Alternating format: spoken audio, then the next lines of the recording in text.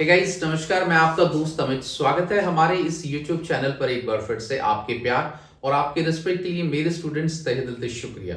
Guys, आज की इस वीडियो के अंदर हम लोग बात करेंगे कि जो बच्चे हरियाणा की किसी भी यूनिवर्सिटी से 2025 के अंदर बैचलर ऑफ एजुकेशन का कोर्स करना चाहते हैं और अपनी करियर को टीचिंग की तरफ डाइवर्ट करना चाहते हैं, तो उन बच्चों को लिए ये वाला जो वीडियो है बहुत खास होने वाला है, क्योंकि इस वीडियो के अंदर हम लोग डिस्कस करेंगे कि किस ढंग से स्टेप बाय स्टेप जो है आप अपने एडमिशन को जो है कंफर्म कर सकते हो और हरियाणा की किसी भी यूनिवर्सिटी से, चाहे वो एमडीयू है, चौधरी रणवीर सिंह यूनिवर्सिटी है या फिर गुरुग्राम यूनिवर्सिटी है, उससे बीएड में एडमिशन लेकर अपने जो कैरियर को जो है टीचिंग की तरफ डाइवर्ट कर सकते हो। इसके लिए हम लोग डिस्कस आज क्या है इस वीडियो के अंदर करेंगे।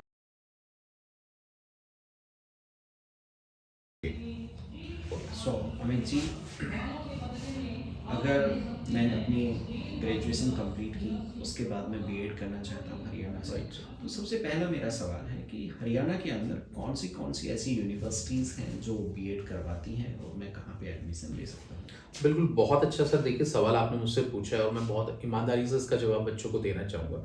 देखिए, हरियाणा जो स्टेट है हमारा बहुत अच्छा स्टेट है, क्योंकि पूरे इंडिया के अंदर हरियाणा स्टेट ही मात्र एक ऐसा स्टेट है जहाँ पर बीएड बैचलर ऑफ एजुकेशन के लिए कोई भी एंट्रेंस पेपर नहीं होता है।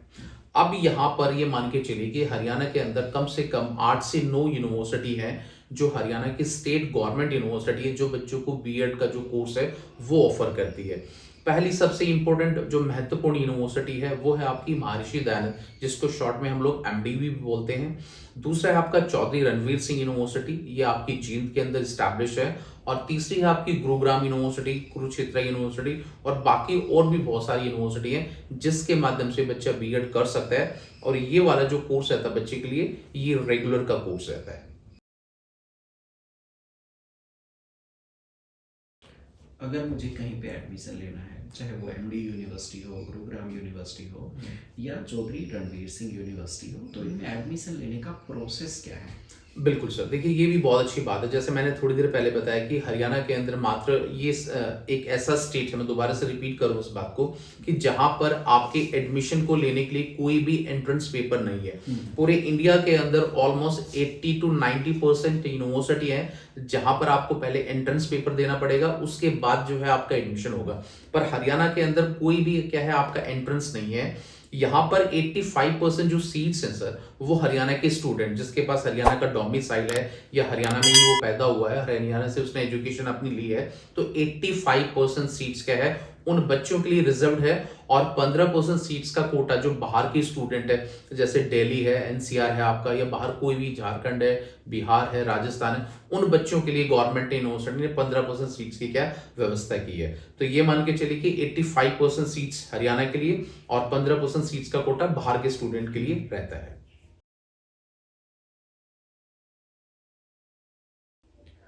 अगर हम, जैसा आपने बताया, मान के चलते हैं एमडीयू महर्षि दयानंद यूनिवर्सिटी सबसे नामी जानी हुई यूनिवर्सिटी है, अगर मुझे इसमें एडमिशन लेना है तो इसमें जो ड्यूरेशन है बीएड की, वो कितनी ड्यूरेशन की है? बिल्कुल सर। देखिए, अभी बहुत सारे बच्चे कंफ्यूज रहते हैं। मैं आपको पहले ड्यूरेशन के बारे में एक छोटा सा कॉन्सेप्ट क्लियर करना चाहूंगा कि पहले ये जो बीएड था सर, आज से तकरीबन 10 साल पहले 2014 तक उसका ड्यूरेशन 1 साल था। पूरे इंडिया के अंदर जो बैचलर ऑफ एजुकेशन होता था वो 1 साल का होता था। और उसके बाद 2015 से लेकर टिल डेट तक आपका जो बैचलर ऑफ एजुकेशन का जो कोर्स है वो आपका 2 साल का कर दिया गया है। यानी कि अभी ये 2 साल का क्या है आपका कंटिन्यू प्रोसेस चल रहा है। बट यहाँ पर एक छोटी सी बात और स्टूडेंट को समझने वाली है। अभी 2020 के अंदर जो न्यू एजुकेशन पॉलिसी लॉन्च हुई थी, तो उसके अंदर गवर्नमेंट ने 3 सेगमेंट इसके क्या है बनाए हैं बीएड करने के। अभी वो पूर्ण तौर से मतलब कंप्लीटली रूप से लागू तो नहीं है, बट मैं थोड़ा सा हिंट बच्चों को देना चाहूंगा। जो बच्चा 12th के बाद अगर अपनी बीएड करना चाहता है तो उसको इंटीग्रेटेड कोर्स करना है, यानी कि ग्रेजुएशन प्लस बीएड। अब जिस बच्चे ने मान लिया अपना ग्रेजुएशन कर लिया है और वो चाहता है मैं अपने बीएड को परस्यू करूं, तो वो बच्चा क्या है 2 साल का बीएड करेगा। अगर किसी बच्चे ने मास्टर्स कर लिया और वो चाहता है कि मैं बीएड करूं, तो उस बच्चे के लिए ड्यूरेशन 1 साल की है, ग्रेजुएशन वाले बच्चे के लिए 2 साल का है, और जो इंटीग्रेटेड जो बच्चा बीएड करना चाहेगा उसका ड्यूरेशन कितना रहेगा, 4 साल का रहेगा। तो अभी ये गवर्नमेंट ने इसको प्रॉपर इंप्लीमेंट नहीं किया है, वो अभी पायलट प्रोजेक्ट में काफी चीजें चल रही हैं, वो आगे इन फ्यूचर भविष्य के गर्व की बात है कि कब ये चीजें लॉन्च होंगी। जैसा भी होगा इसके लिए भी हम लोग आपके लिए कुछ इंपॉर्टेंट वीडियो लेके आएंगे। फिलहाल जो अभी हाल फिलहाल तक जो बीएड का ड्यूरेशन है वो सभी बच्चों के लिए 2 साल का है।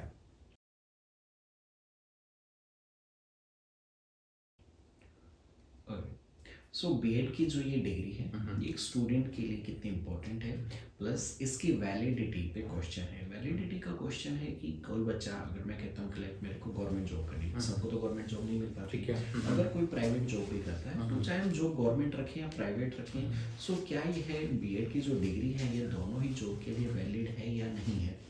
बिल्कुल सर, देखिए बहुत अच्छा क्वेश्चन आपने ये भी किया है कि सबसे इंपॉर्टेंट जो सवाल रहता है वो हर माँ बाप के जहन के अंदर ये सवाल पनपता है और हर स्टूडेंट के अंदर ये सवाल होता है कि अगर हरियाणा की जितनी भी यूनिवर्सिटी है, जैसे हम लोग बच्चों को हर साल गाइडेंस देते हैं कि आपको एडमिशन कैसे लेना है, पूरी प्रक्रिया उसकी क्या है, तो बच्चों के लिए सबसे बड़ा क्वेश्चन ये बनता रहता है कि भाई आज हम एमडीयू यूनिवर्सिटी है या चौधरी रणवीर सिंह है, गुरुग्राम यूनिवर्सिटी, किसी से भी हरियाणा के अंदर अगर बीएड करें तो इन फ्यूचर इसकी वैलिडिटी क्या है। वैलिडिटी का मतलब ये है गाइस कि पहले जो आप बीएड कर रहे हो ये हरियाणा की स्टेट गवर्नमेंट यूनिवर्सिटी है।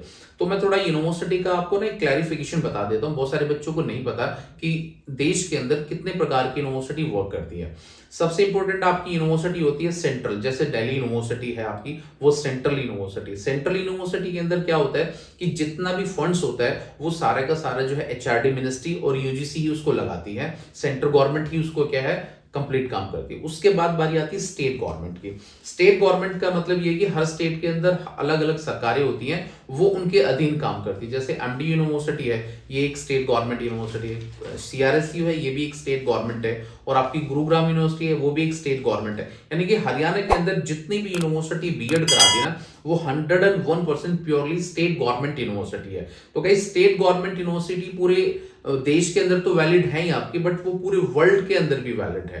तो इसलिए इसकी जो वैलिडिटी के लिए बच्चे सवाल पूछते हैं कि आज हम लोग नौकरी लग जाएं, किसी इंस्टीट्यूशन में पढ़ाना लग जाए, तो उसके बाद हमारी जो जॉब है उस पर तो कोई संकट नहीं आएगा।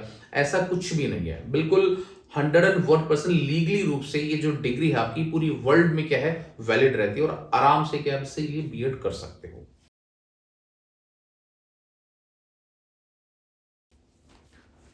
एमडी यूनिवर्सिटी सबसे चर्चित नाम यही आता है जब भी हम डिग्री की बात करते हैं, बिकॉज हम सबने इसके बारे में सुना और जाना होता है। तो इससे अगर मेरे को बीएड करनी है और मैं अगर कहूँ तो लाइक मेरे मन में क्वेश्चन है कि यह रेगुलर करवाती है या डिस्टेंस से करवाती है? बिल्कुल सर, ये बहुत अच्छा सवाल है आपका। देखिए मैं आपको पहले बताना चाहूंगा कि पूरे देश के अंदर जितनी भी यूनिवर्सिटी है वो 99% जो डिग्री है वो रेगुलर कराती है। देश के अंदर रेगुलर डिग्री की ही ज्यादा वैल्यू है in comparison in other hand जो डिस्टेंस है। देखिए आप एमडीयू से हरियाणा की किसी भी यूनिवर्सिटी से अगर बीएड करते हैं, कोई स्टूडेंट करता है, तो वो सारी की सारी रेगुलर मोड में आपको डिग्री देती है। और रेगुलर मोड का मतलब क्या है कि रेगुलर आपकी डिग्री है। अब डिस्टेंस में जो बच्चा बीएड करना चाहता है, तो मान के चलो इसके लिए इग्नू यूनिवर्सिटी वो बच्चों को डिस्टेंस कराती है, ठीक है। और भी बहुत सारी नालंदा यूनिवर्सिटी वो भी बच्चों को डिस्टेंस से बीएड कराती है, पर उनके पास सीट्स की जो अवेलेबिलिटी है वो बहुत कम है। तो खास तौर से जो बच्चे कहीं वर्किंग है, मान ली किसी गवर्नमेंट जॉब में वर्क कर रहे हैं, कहीं और काम कर रहे हैं, तो वो बच्चे क्या है रेगुलर कोर्स नहीं कर सकते। तो इसीलिए ये जो डिग्री आपको मिलेगी यहाँ पर रेगुलर है और आने वाले टाइम के अंदर नहीं, हमेशा से ही रेगुलर जो बीएड डिग्री है उसकी डिमांड हमेशा ज्यादा रही है कंपैरिजन टू डिस्टेंस डिग्री। तो ये एक रेगुलर डिग्री है और रेगुलर मोड में आपको मिलेगी। सो बीएड जो है वो हर यूनिवर्सिटी, जैसे हरियाणा के अंदर हमने मेजॉरिटी बात की, तो एक नेक्स्ट सवाल आता है जहन में कि इसकी जो कॉलेजेस की लोकेशन है सर वो कहाँ कहाँ पे है? बिल्कुल सर, देखिए मैं आपको बताना चाहूंगा जो बच्चे अगर 2025 के अंदर या आगे भविष्य में कभी भी बीएड के अंदर अगर एडमिशन लेना चाहते हैं, तो देखिए पहले क्या होता था सर, पिछले 3-4 साल से पहले कि एमडी यूनिवर्सिटी के कॉलेज भी लगभग हर डिस्ट्रिक्ट के अंदर थे, ठीक है। हरियाणा एक स्टेट है और स्टेट के अंदर डिस्ट्रिक्ट्स होते हैं। तो अब वहां पर क्या किया कि बाकी जो और यूनिवर्सिटी थी ना, उनकी जो धीरे धीरे जो एक इनकम थी या फिर उनके ऊपर जो एक्सपेंडिचर वो ज्यादा बढ़ रहे थे और बच्चों को दूर दराज एग्जाम देने के लिए आना पड़ता था। तो गवर्नमेंट ने एक मिनिमम कॉमन जो प्रोग्राम के तहत क्या है ऐसा किया कि जिस भी डिस्ट्रिक्ट के अंदर जो भी यूनिवर्सिटी है तो उसके आसपास के जितने भी कॉलेज है वो उससे ऑटोमेटिकली एफिलेटेड हो जाएंगे। तो अभी फिलहाल अगर मैं बात करूं कि एमडीयू के पास कौन सी लोकेशन है, अगर कोई भी बच्चा अगर एमडीयू से बीएड करेगा या तो उसको जो कॉलेज है वो रहेगा आपका रोहतक के अंदर या फिर आपका झज्जर के अंदर। रोहतक और झज्जर में कोई ज्यादा खास अंतर नहीं है, अगर मैं बहादुरगढ़ इसका एक नोडल पॉइंट मान भी लूं तो वहां से दोनों रास्ते जो है सेपरेट हो जाते हैं और मान के चलो आधे पौने 40 मिनट का रास्ता दोनों जगह से लगता है। तो एमडीयू का जो लोकेशन रहता है वो झज्जर और रोहतक है, ठीक है। अगर सीआरएसटी की लोकेशन की मैं बात करूं उसका जींद का और सोनीपत का जींद का और गोहाना का जो एरिया है और कुछ फरीदाबाद के कॉलेज वो उसके अंडर में आते हैं। और गुरुग्राम में अगर कोई बच्चा चाहता है एडमिशन लेना तो वो आपको क्या है गुरुग्राम यूनिवर्सिटी में एडमिशन लेना पड़ेगा और उसी की डिग्री आपको मिलेगी। तो इनकी लोकेशन इस हिसाब से क्या है सर काम करती है। ओके, एडमिशन लेने के बाद जो एग्ज़ाम्स की बात आती है तो इसमें जो एग्ज़ाम्स होते हैं वो एनुअली होते हैं या सेमेस्टर वाइज होते हैं? देखिए मैं बताना चाहूंगा पहली बात तो जो इसका मोड है एग्जाम का पूरे इंडिया के अंदर हर यूनिवर्सिटी जो बीएड कराती है उसका 99% जो मोड रहता है वो सेमेस्टर रहता है। पर हमारे हरियाणा के अंदर एक बहुत अच्छी बात है, जो बच्चे बीएड करते हैं साल में उनको 2 बार एग्जाम नहीं देने पड़ते, साल में सिर्फ उनको 1 बार एग्जाम देना होता है और वो भी एनुअली बेसिस पे, यानी कि इसका कोई सेमेस्टर नहीं है। ईयरली बेसिस पे आपके 1 बार एग्जाम होते हैं, या तो जून में होते हैं या फिर आपके जुलाई में होते हैं और साल में 1 बार ही आपके प्रैक्टिकल्स होते हैं। तो सेमेस्टर नहीं है, ईयरली बेसिस पे क्या है इसके लिए आपको अपीयर होना पड़ेगा जो भी यूनिवर्सिटी आप अपनी चूज करते हैं। एग्ज़ाम का जो मार्किंग प्रोसेस है वो कैसा रहता है? हाँ, ये भी काफी सवाल जो है अमूमन बच्चों से पूछा जाता है, मैं कोशिश तो करता हूँ इसका जवाब देने के लिए। देखिए मैंने बताया था पहले भी एक वीडियो के अंदर कि हरियाणा के अंदर जितनी भी यूनिवर्सिटी है उन सबका पैटर्न ऑलमोस्ट सेम रहता है। जो टोटल पेपर है आपके वो 5 पेपर हैं आपके और हर पेपर 80 मार्क्स का ऑलमोस्ट होता है। अब यहाँ पर मैं चेकिंग पैटर्न की अगर बात करूँ ना तो वो बहुत एक ऑथेंटिकेट तरीके से क्या है किसका पैटर्न है। मान के चलो कि अगर आपने 16 नंबर का क्वेश्चन एक आपके एग्जाम के अंदर आया और वो आपको 16 नंबर का क्वेश्चन करना है, तो अगर आप उसका मान के चलो 8 से 10 या मैक्सिमम 12 पॉइंट्स अगर उसके बना देते हो और उन पॉइंट्स को बना के अगर आप अच्छी तरह से इलेबोरेट करते हो और हाईलाइट लाइट करते हो तो आपका जो चेकिंग पैटर्न है वो ऑटोमेटिकली क्या इंक्रीज हो जाएगा। तो यहाँ पर अमूमन जितने भी बच्चे बीएड करते हैं या अपने एग्जाम देते हैं तो उनका जो चेकिंग का पैटर्न है वो बाकी यूनिवर्सिटी के कंपैरिजन अच्छा रहता है और बच्चों के नंबर अच्छे आते हैं। अब किसी बच्चे ने अगर सर कुछ लिखा ही नहीं है, वो कुछ बच्चा पढ़ ही नहीं पा रहा उस चीज को लेके, तो उसके लिए तो हम भी नहीं चाहेंगे कि बच्चे के अच्छे नंबर आए। तो पढ़ना बहुत जरूरी है, पैटर्न बिल्कुल सही रहता है अगर आपने अच्छा क्वेश्चन लिखा है तो उसको अटेम्प्ट किया है तो आपने। नेक्स्ट आता है सर की एलिजिबिलिटी। कौन कौन से स्टूडेंट्स हैं जो इसके लिए एलिजिबल हैं या मैं कहूँ कौन से स्टूडेंट्स हैं जो एडमिशन ले सकते हैं? बिल्कुल, देखिए एलिजिबिलिटी के लिए बहुत सारे सवाल बच्चों के माइंड में आते हैं। देखिए अगर आपने ग्रेजुएशन या मास्टर्स किए हैं किसी भी स्ट्रीम से, चाहे आपने बीए किया है, बीकॉम किया है, एमकॉम किया है, बीएससी किया है, एमकॉम किया है, एमएससी किया है, इवन बीटेक भी किया है। बहुत सारी यूनिवर्सिटी बीटेक के बेस पे बच्चों को बीएड नहीं कराती, बट हरियाणा के अंदर जितनी भी यूनिवर्सिटी है वो बीटेक के बेस पे बच्चों को बीएड कराते हैं।